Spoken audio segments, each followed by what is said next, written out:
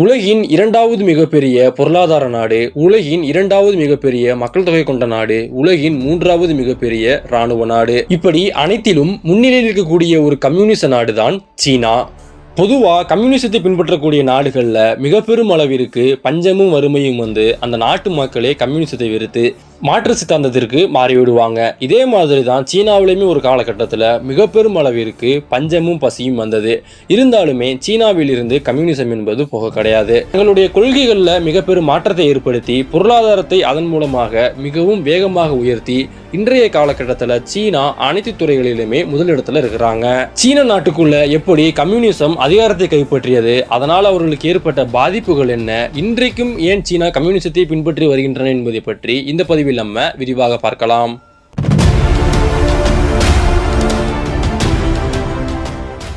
October 1, 1949 சீனாவின் உள்நாட்டு போரின் முடிவில் சிசிபி சைனீஸ் கம்யூனிஸ்ட் பார்ட்டி ஆட்சியை கைப்பற்றியது. சீன நாட்டின் உச்சபட்ச தலைவராக மாவோ சேதுங் ஆனார். மாவோ சேதுங் சீனாவில் கம்யூனிஸ்ட் ஆட்சியை கொண்டு வந்த பிறகு சீனா பொருளாதார ரீதியாக மிக பெரும் அளவிற்கு பாதிக்கப்பட்டாங்க. இந்த பாதிப்பு கோடிக்கணக்கான சீன மக்களின் உயிரை காவு வாங்கியது.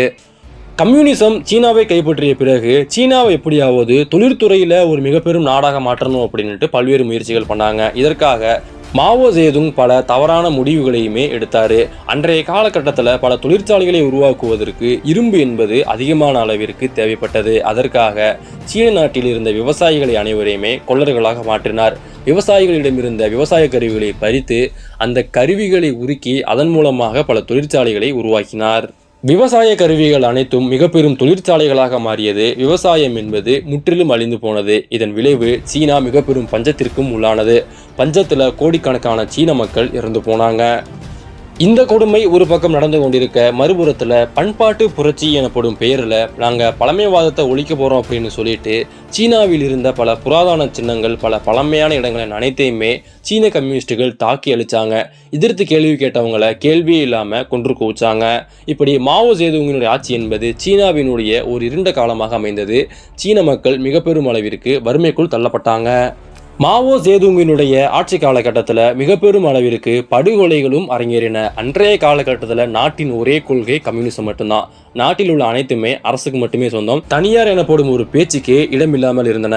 1966 இருந்து 1969 வரைக்கும் கம்யூனிஸ்ட் கட்சிக்காரர்கள் செய்த அடாவடித்தனத்தினால் 4 லட்சம் மக்கள் உயிரிழந்து போனார்கள் என அந்த கட்சியை ஒப்புக்கொண்டாங்க. இருந்தாலும் மற்றும் பிறர் சொல்லுவது என்ன அப்படின்னா, அன்றைய காலகட்டத்தில் 10 லட்சத்துக்கும் அதிகமான சீனர்கள் கம்யூனிஸ்ட் கட்சிக்காரங்களால் இறந்து போனாங்க என்றுமே சில அறிக்கைகள் வருகின்றன.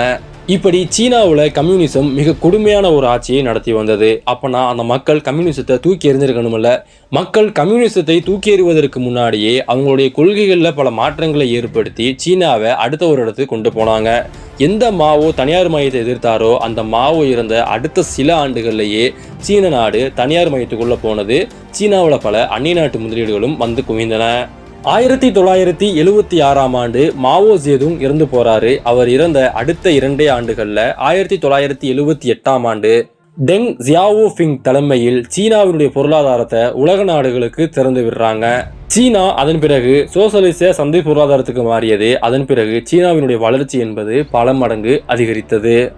1978க்கு பிறகு சீனாவினுடைய பொருளாதாரத்தை எப்படி மாத்தினாங்கன்னா, கம்யூனிசத்துடன் கேபிட்டலிசத்தை சேர்த்தாங்க. அதாவது கம்யூனிசம் பிளஸ் மார்க்கெட் எக்கனாமி.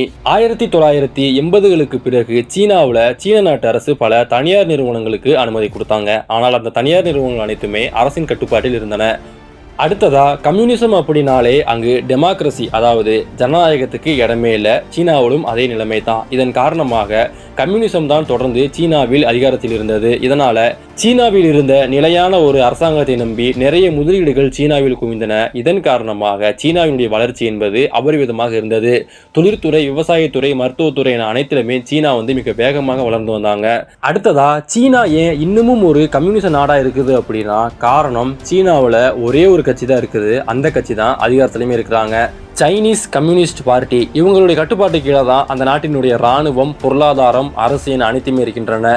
சீனாவில் கம்யூனிசம் இன்றளவுக்கும் தொடர்ந்து இருப்பதற்கு காரணம், சீனாவில் எதிர்க்கட்சி என்கின்ற ஒரு அமைப்பே கிடையாது. ஒருவேளை சீனாவுக்குள்ள எதிர்க்கட்சிகள் அல்லது பலதரப்பட்ட கட்சிகள் வந்தது அப்படின்னா அது நாட்டினுடைய நிலைத்தன்மையை பாதிக்கும் என்று அவங்க நினைக்கிறாங்க. இது மட்டும் இல்லாமல் கம்யூனிசத்தை எந்த ஒரு நாடு பின்பற்றி வர்றாங்களோ அந்த நாட்டில் கம்யூனிஸ்ட் கட்சி மட்டும்தான் அதிகாரத்தில் இருக்கும். அங்கு ஜனநாயகம் என்பதே இருக்காது, எதிர்கட்சிகளுமே இருக்க மாட்டாங்க.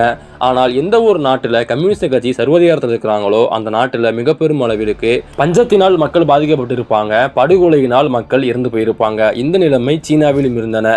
இப்படியே தொடர்ந்து போனால் மக்கள் அனைவரும் மிக பெரும் போராட்டம் பண்ணி கம்யூனிசத்தை தூக்கி எறிஞ்சிருவாங்க அப்படின்னு சொல்லிட்டு தான் கம்யூனிஸ்ட் கட்சி அடுத்ததாக அவங்களுடைய பொருளாதார கொள்கையில கேபிட்டலிசத்தை கொண்டு வந்தாங்க. சீனாவில் கம்யூனிஸ்ட் கட்சி இன்றும் அதிகாரத்தில் இருக்கிறாங்கன்னா அதற்கு மிக முக்கியமான காரணம் அவங்களுடைய கண்ட்ரோல் மற்றும் ஸ்டேபிலிட்டி தான். சீனாவை பொறுத்த வரைக்கும் சீனாவில் இன்டர்நெட், மீடியா மற்றும் போராட்டங்கள் அனைத்தையுமே சீன நாட்டு அரசாங்கம் தங்களுடைய கட்டுப்பாட்டுக்குள்ளே வச்சுருக்காங்க. ஒருவேளை கம்யூனிஸ்டுக்கு எதிராக ஏதாவது ஒரு போராட்டம் வெடிச்சது அப்படின்னா அந்த போராட்டத்தை முளையிலேயே கிள்ளி எறிஞ்சிருவாங்க. இது மட்டும் இல்லாமல் சீனாவினுடைய வலிமையான மத்திய அரசு, சீனாவினுடைய வலிமையான உட்கட்டமைப்பு, அவங்களுடைய வலிமையான இராணுவம், வேகமாக வளர்ந்து வரக்கூடிய தொழில்நுட்பம் மற்றும் வேகமாக வளர்ந்து வரக்கூடிய பொருளாதாரம் போன்ற பலவற்றின் காரணமாக கம்யூனிசம் சீனாவில் வலிமையான ஒரு கட்சியாக இருக்கின்றன. இதை அனைத்தையுமே தாண்டி ஒரு நாட்டில் அரசுக்கு எதிராக மிக பெரும் போராட்டம் நடக்கணும் அப்படின்னா அவங்களுக்கு உணவில்லாமல் இருந்தால் தான் அந்த ஒரு மிக பெரும் போராட்டம் நடக்கும். இதை சீன அரசு நன்கு புரிந்து வைத்துக்கொண்டு அந்த நாட்டில் இருந்த பஞ்சத்தை ஒழிச்சாங்க. இதனால சீன நாடு உணவில் தன்னிறைவு அடைஞ்சாங்க. இதனால அந்த நாட்டில் உள்ள போராட்டங்களையும் சீன நாட்டு அரசு கட்டுப்படுத்தவும் ஆரம்பிச்சாங்க. சீனா ஒரு முழுமையான கம்யூனிஸ்ட் நாடான்னு கேட்டிங்கன்னா கிடையாது.